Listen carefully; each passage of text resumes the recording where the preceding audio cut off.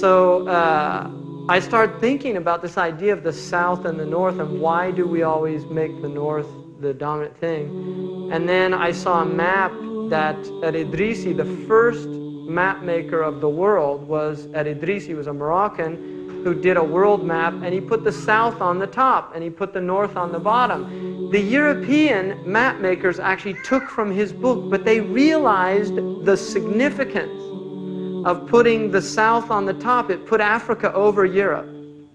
And so they actually flipped it over and made their maps with the north on the top. And interestingly enough, if you read in the book called The Venture of Islam, Hodgson's points this out, how he said it's so unfortunate that the Muslims don't recognize that they made the first maps and they put the south on the bottom, and they should go back to putting the south on the bottom, because it's a completely Eurocentric worldview that actually does not have historical foundation.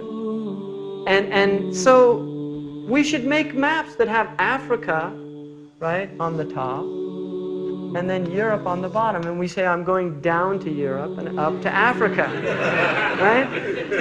So we have to say, I'm going up to Los Angeles and down to San Francisco, because in Arabic, you actually do say the south is up. In fact, they call southern Egypt Sa'id, which is upper Egypt.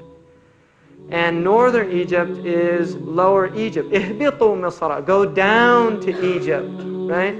And also in Libya, they say it as well. They say Nas'ad al-Qibla, we're going up south. Wanzil al-Bahr, we're going down to the ocean, which is in the north. So this is traditional cosmology. And don't think this is insignificant, the impact that seeing maps all your life with Africa on the bottom. Yeah. And then the other thing about a southern map, nothing's over Arabia. That's another thing about it. Look at a southern map, because I have one that was printed in Australia, because the Australians caught on to this. And they said, why should we be down under?